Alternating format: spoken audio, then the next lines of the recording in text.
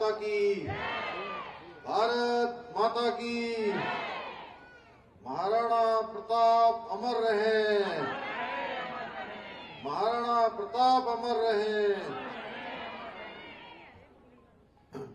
आज नवनिर्मित बस अड्डे के आज लोकार्पण के अवसर पर अभी आप सब लोगों ने जिनको सुना, हमारे नैनीताल उधम सिंह नगर लोकसभा क्षेत्र के लोकप्रिय सांसद और भारत सरकार के पूर्व मंत्री और पार्टी में भी अनेक बड़ी जिम्मेदारियां, प्रदेश अध्यक्ष, नेता प्रतिपक्ष, मंत्री, अनेक जिम्मेदारियों का जिन्होंने निर्वहन किया, शानदार तरीके से उनको आगे बढ़ाने का काम किया।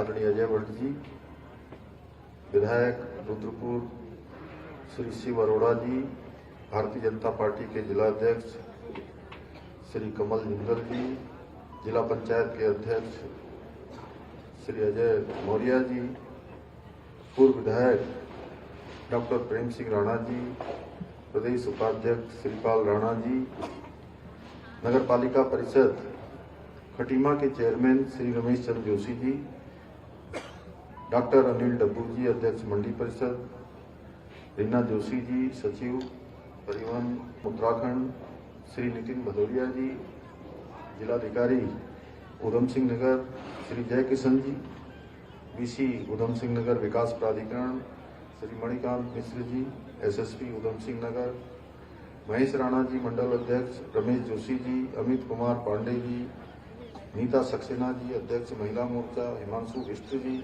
सतीश चंद्र भट्ट जी, प्रदेश उपाध्यक्ष युवा मोर्चा श्री नंदन सिंह खड़ाया जी, रामू भारती जी, रणदीप पोखरिया जी, तरुण दत्ता जी, रविंद्र सिंह राणा जी, फरजाना बेगम जी, मंजीत सिंह जी और सुखदेव सिंह नामधारी जी, विमला बिष्ट जी और सभी यहाँ पर प्रेम सिंह टूरना जी, सभी आए हुए हमारे सभी मंचासीन अतिथिगण और सामने बड़ी संख्या में आज आए हुए हमारे सभी महानुभाव, सभी का जिनका नाम भी नहीं आ पाया वो भी हमारे लिए उतने ही महत्वपूर्ण है जितने यहाँ बैठे हुए लोग हैं। उपस्थित सभी बड़े बुजुर्ग, माताएं, बहनें, सभी मेरे युवा नौजवान साथियों और मीडिया के सभी मित्र, सभी हमारे परिवहन निगम के सभी अधिकारीगण, सभी कर्मचारीगण, विकास प्राधिकरण के भी, जिला प्रशासन के भी, मैं इस विशिष्ट कार्यक्रम में खटीमा, नानकमता और आसपास के क्षेत्रों से आए हुए सभी परिवारजनों का मैं आज के इस कार्यक्रम में राज्य के मुख्य सेवक के रूप में, आप सबके बेटे के रूप में, आप सबके भाई के रूप में मैं आप सभी का हृदय से स्वागत करता हूं, आप सबका अभिनंदन करता हूं और सभी को आज बड़ा शुभ अवसर है कि आज ऐसे शुभ दिन जब भगवान सूर्य नारायण उत्तरायण में आ रहे हैं और उसी दिन हमारा आज ये बस अड्डे का लोकार्पण भी हो रहा है। मैं मकर संक्रांति की, लोहड़ी की और हमारी लोक संस्कृति के प्रतीक घुघुतिया उत्तरायणी पर्व की भी आप सबको हार्दिक बधाई देता हूं, हार्दिक शुभकामनाएं देता हूं। और सच में ये दिन आज बहुत विशेष है कि आज के इस पावन अवसर पर आप सभी के सानिध्य में 11 करोड़ रुपए की धनराशि से बना हुआ ये हाईटेक बस स्टैंड आज आप सबके साथ में मुझे इसका शुभारंभ करने का सौभाग्य प्राप्त हो रहा है और यह अवसर मेरे लिए बहुत विशेष महत्व रखता है। वैसे तो बहुत सारी योजनाएं खटीमा में बनी हैं, बहुत सारी योजनाओं के लोकार्पण हुए हैं, योजनाएं केवल शुरू ही नहीं हुई हैं। जो योजनाएं बनी हैं या शुरू हुई हैं, उन सभी योजनाओं को पूरा किया गया है। जिनका शिलान्यास हुआ है, उन सभी योजनाओं का लोकार्पण भी हुआ है। और ये मैंने कहा कि ये मेरे लिए विशेष महत्व रखता है, वो इसलिए कि मैं जब पहली बार खटीमा से विधायक के रूप में आप सब लोगों ने मुझे काम करने का अवसर दिया, तब से मेरे मन में एक संकल्प था कि खटीमा में एक अच्छा बस अड्डा होना चाहिए, बस स्टैंड होना चाहिए, लोगों को आने जाने के लिए एक अच्छी सुविधा होनी चाहिए। क्योंकि मैं देखता था, क्योंकि घर से आता था तो हमेशा मुझे खटीमा का रोडवेज पार करना पड़ता था, और कभी कभी बारिश आती थी तो मैं देखता था, जैसी बारिश आती थी ना, जो लोग बस पकड़ने के लिए आते हैं, भुवन भट्टी की भी दुकान थी, कैलाश भट्टी, भुवन भट्टी, तो जैसी बारिश आती थी तो लोग जो है अपना झोला पकड़ के या अपना जो भी सामान होता था दौड़ के जो है वो बस अड्डे के जो टीम जैसा पड़ा हुआ था उसके अंदर लेके जाते थे, या इनकी दुकान में ले जाते थे, या गेटा जी की दुकान में ले जाते थे, या वो किशन सिंह किन्ना जी की कभी दुकान होती थी उनकी दुकान के नीचे डाल देते थे। और मुझे तो याद है कि मैं अपने पिताजी के साथ 1980-85 के बीच में जब हम यहां से बस पकड़ने के लिए जाते थे तो हमको टनकपुर से बस पकड़नी पड़ती थी। टनकपुर जाते थे रात में, और रात में टनकपुर में ही रुकते थे, वहीं रोडवेज में ही बिस्तर लगा के अपना वहीं पर सो गए। फिर सवेरे 4 बजे 3 बजे उठ के यहां से भागी चौरा की बस चलती थी। किसको याद है भागी चौरा की बस कौन कौन गया उसमें? टनकपुर से भागी चौरा जो शाम को 4-5 बजे 5 बजे खिरचना पहुंचती थी। मैं खिरचना में उतरता था या बंदरली गांव में उतरता था, और फिर जब वापस लौट के आते थे तो फिर यहां रात हो जाती थी। अब रात हो जाती थी तो घर कैसे जाए? जंगल था बहुत भीतर, कोई साधन नहीं होता था, 8-9 किलोमीटर पैदल तो जा नहीं सकते, रात में सामान भी होता था। फिर वही कभी ये दीवान सिंह कहाँ गए हमारे टिकरी वाले, हमारे फिकाल जी, उनकी दुकान के नीचे जो है वहीं पर वो हटा के जो है वहीं बिस्तर लगा के वहां भी सोए थे। मैं सोया था, मुझे याद है बचपन का।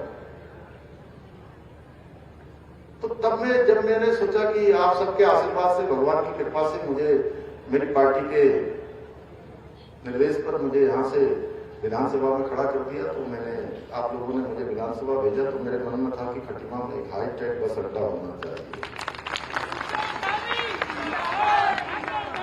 और इस बस स्टैंड की स्थापना के लिए मैंने हर संभव प्रयास किए थे, इसकी घोषणा भी की थी, लेकिन मेरे यहां से विधायक रहते हुए इस बस अड्डे का काम, बस स्टैंड का काम पूरा नहीं हो सका।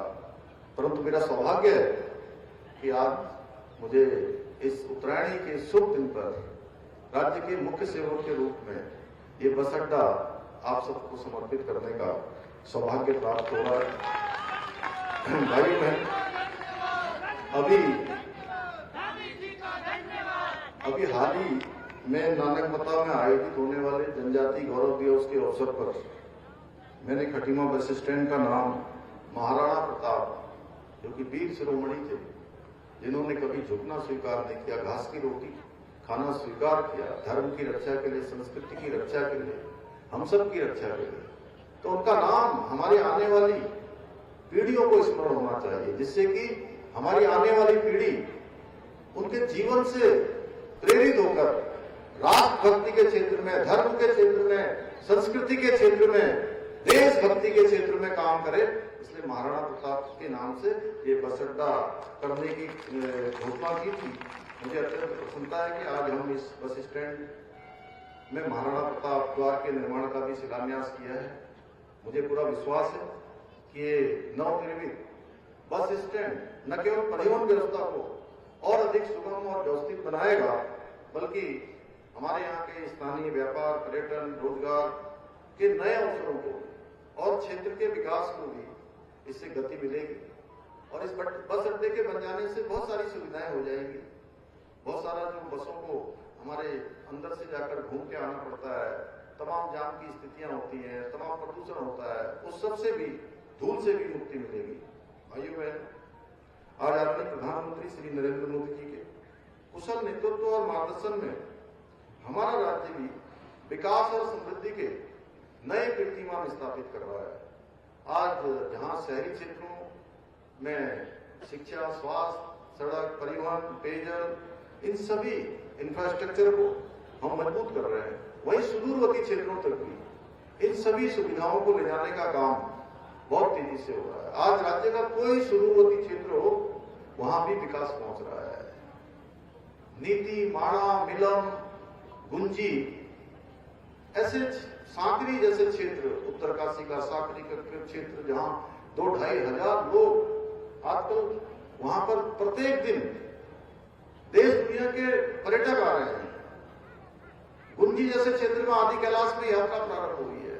आपने देखा देश का जिसको अंतिम गांव कहते थे माणा गांव, उस माणा गांव में भी लोगों की बड़ी संख्या में आना शुरू हुआ और उस माणा गांव को ही हमारे प्रधानमंत्री जी ने माणा गांव और माणा जैसे गांव को वहीं से देश के पहले गांव की संज्ञा दी कि वो उसको देश का अंतिम गांव कहा जाता है। अब देश के सभी पहले गांव के रूप में विकसित हो रहे हैं। अंत्योदय के मूल मंत्र के साथ समाज के अंतिम पंक्ति में खड़े व्यक्ति को भी मुख्य धारा से जोड़ने के लिए हम संकल्पित होकर कार्य कर रहे हैं। भाइयों बहन, खटीमा नानकमता ये क्षेत्र, खटीमा और नानकमता कोई अलग अलग नहीं है। एक कई बार ऐसा लगता है कि ये खटीमा है, नानकमता है, वो जब चुनाव में जाते हैं तब लगता है। और मैं भी पहली बार खड़ा हुआ तो यहाँ धूल भौजिया हो या आसपास हो, कई क्षेत्रों में लोग जो है नारा ही लगा रहे थे वहां। तो मैं सोच रहा था कि मैं ही वोट अपने लिए मांगने आया हूं, लेकिन अपने लिए मांग रहा था। प्रेम सिंह राणा जी खड़े थे उस समय, तो पता ही नहीं लगता कई बार। आप देखिए, आप यहाँ से जनकैया की तरफ जाते हैं, भाई साहब सांसद जी का तो पूरा ही क्षेत्र हुआ, अब आपका तो सब क्षेत्र हुआ, लेकिन विधायक ही में कह रहा हूं। अब विधायक जब यहाँ से जाते हैं तो जैसे ये खटीमा का ये संतोष अग्रवाल की दुकान, ये इनका घर खत्म होता है, उसके आगे रेलवे क्रॉसिंग पार करते हैं, तो वो आगे से जो है वो आवास विकास के बाद जो है नानकमता शुरू हो जाता है। उधर हमारा संतना और ऊंची मोहट और वो सब जो है नानकमता में आ जाता है। उससे थोड़ा आगे जाओगे तो पकड़िया फिर खटीमा में आ जाता है। ऐसे ही आप इस तरफ की रोड पे जाओगे, मेला घाट, ये मझोला वाली में, तो ये मुझे लगता है कि चारों बेटा से शुरू हो जाता है। ये लकड़ी की टाल के बाद रमेश जोशी की लकड़ी की टाल से आगे को नानकमता क्षेत्र, फिर बड़ी अंजनिया से फिर खटीमा शुरू होता है। ऐसे इधर को आएंगे तो ये ब्लॉक के बाद जहां बरुआ अग्रवाल का घर, वहां से जो है सब नानकमता शुरू हो जाता है इधर को। ऐसे कलियाबाग की तरफ को चले जाओ तो ये कोई अलग अलग नहीं है। इसलिए मैं कहता हूं खटीमा नानकमता ये मेरा घर है और आप सब लोग मेरे परिवार के सदस्य हैं, क्योंकि मैंने यहीं से जनसेवा की यात्रा प्रारंभ की और इस क्षेत्र की प्रत्येक गली, प्रत्येक गांव, प्रत्येक मोहल्ला मेरे दिल के बेहद करीब है। जैसा माननीय भट्टी ने कहा, भाई साहब ने अभी तो हमारे सीनियर रहे शुरू से, महीनों में और भट्टी जो है एक साथ एक कमरे में रहे। जब मैं छोटा था, महीनों दिल्ली का चुनाव, यहाँ का चुनाव, मध्य प्रदेश का चुनाव, साथ जाते थे। यात्रा में भी साथ में रहते थे, पार्टी का कार्यक्रम होता तब भी साथ में रहते थे। तो आपने बिल्कुल ठीक पकड़ा। मैं अभी कल रात में मुकेश कलकुड़िया कहीं खड़ा होगा, वहां गई, आगे आ जाओ, कहां हो? कल रात में मुझे फोन कर रहा था, तो कहता बहुत अच्छा कार्यक्रम हुआ रणकोची मैया में, बहुत बड़ा कार्यक्रम हुआ टनकपुर में, बिल्कुल हमारा बांग्लादेश के पास में, वो नेपाल बॉर्डर पर, जैसे वो शारदा नदी वो बिल्कुल बॉर्डर होती है, उसको सीमा रेखा करती है। तो ये मुझे बहुत अच्छा कार्यक्रम हो रहा था। मैंने कहा हाँ, तो कहता खटीमा में भी अच्छा हुआ। चंपावत का, लेकिन कह रहा था खटीमा में भी अच्छा कार्यक्रम हुआ। और आप घूम फिर के जब आपने कहा कि खटीमा ही आ जाते हो, तो पूरे कार्यक्रम यहाँ कुमाऊं क्षेत्र में कहीं भी होता है, रानीखेत हो, पिथौरागढ़ हो, नैनीताल हो या बागेश्वर हो, मैं कोशिश करता हूँ कि घूम फिर के यहाँ आ जाऊँ। और आपके चुनाव में तो मैं रोज यहाँ आ जाता हूँ, डेली जो है मैं यहाँ आ जाता हूँ। खटीमा की माटी और यहाँ के लोगों से मिलजुल कर उनसे भेंट करने के बाद सच में मुझे बहुत ऊर्जा मिलती है, बहुत प्रेरणा मिलती है। और उसी के बल पर मैं आज प्रदेश की सेवा कर पा रहा हूँ, विकास के लिए काम कर पा रहा हूँ।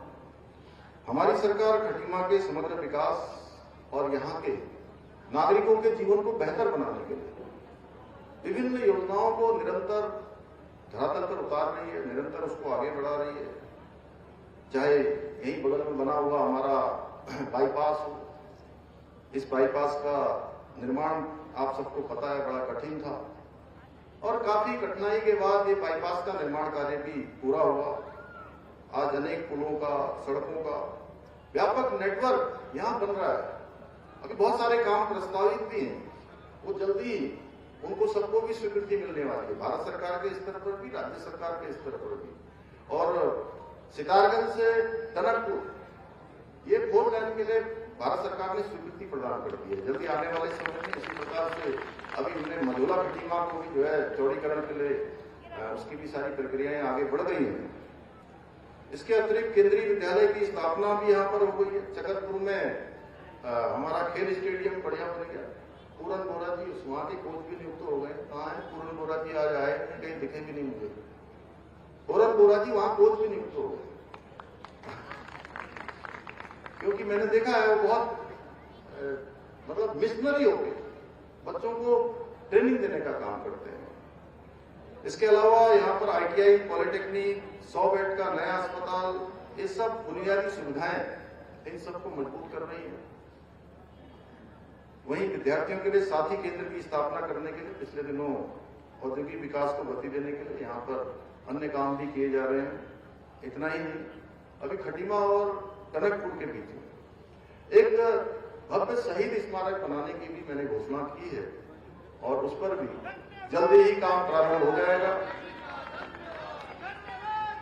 अभी जहां आज बस अड्डे का ये लोकार्पण हो रहा है, वहीं अच्छा है यहाँ पर हमारे यहाँ पर आवासीय एकलव्य विद्यालय भी बच्चों का बहुत अच्छे तरीके से चल रहा है। उसके भी कुछ सुझाव आए हैं, उसको भी हम लोग आगे बढ़ा रहे हैं। इसके साथ साथ हमारी डबल इंजन की सरकार पंतनगर में अंतर्राष्ट्रीय स्तर के हवाई अड्डे के निर्माण के लिए भी संकल्पित है। उसके लिए भी भारत सरकार के स्तर पर माननीय अजय भट्टी ने भी इसके लिए बहुत प्रयास किया है और जल्दी उसका भी शिलान्यास होने वाला है। और उसका शिलान्यास केवल सामान्य हवाई अड्डा नहीं बनेगा, वो हवाई अड्डा हमारा अंतर्राष्ट्रीय स्तर का बनने जा रहा है। यानी कि आने वाले टाइम में आप सब लोगों को यहां से 1-1.25 घंटे की यात्रा करके जिनको लंदन जाना है उनको लंदन के लिए भी हवाई की फ्लाइट यहां से मिलने वाली है। दुबई जाना है, दुबई के लिए भी मिलने वाली है। बहुत सारी सुविधाएं हमारी यहां पर होने वाली हैं, उसको भी जल्दी आगे बढ़ाया जाएगा। महाविद्यालय में MCOM, MSc की कक्षाएं भी शुरू हो गई हैं। इसके लिए भी उस समय काफी प्रयास हुआ जब मैं यहाँ का विधायक था उस समय। इसके अतिरिक्त एक हमारी सरकार के द्वारा लंबे समय से रुका हुआ काम था। आप सबके रिश्तेदार हल्द्वानी में भी हैं, रुद्रपुर में भी हैं, आसपास के क्षेत्र में तराई भाबर के क्षेत्र के लिए जमरानी बांध परियोजना।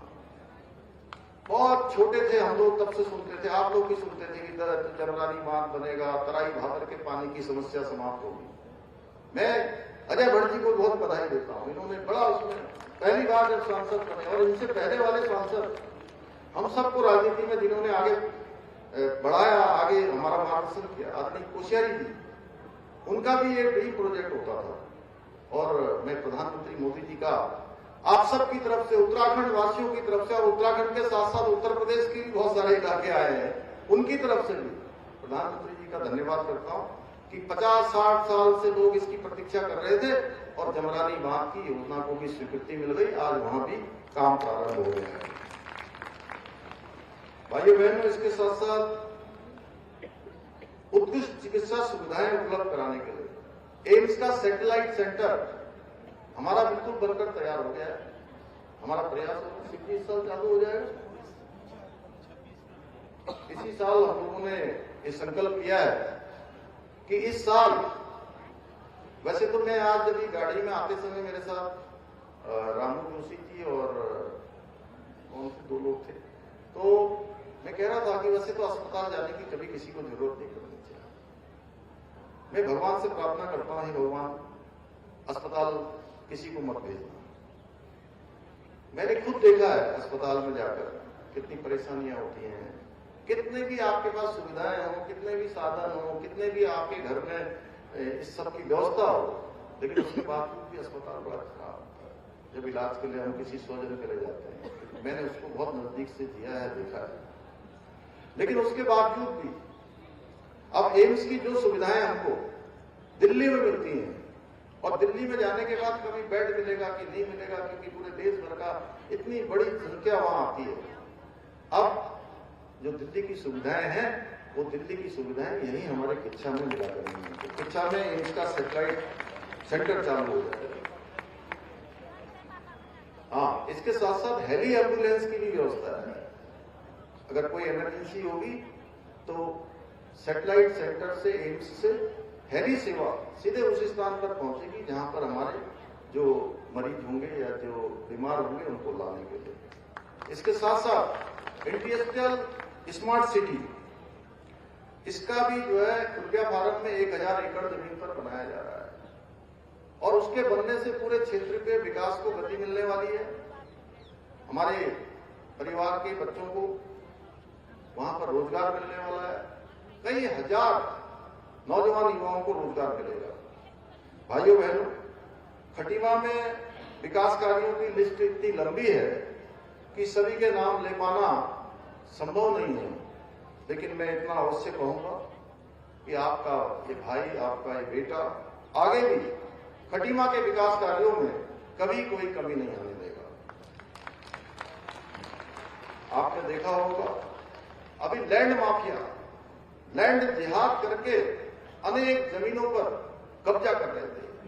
कहीं नीला कपड़ा, कहीं हरा कपड़ा, कहीं पीला कपड़ा डालकर, और हमारी बहुमूल्य जमीनों को कब्जा कर रहे थे।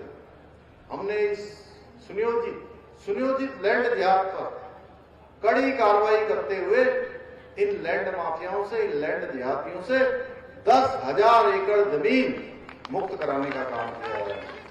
यही नहीं,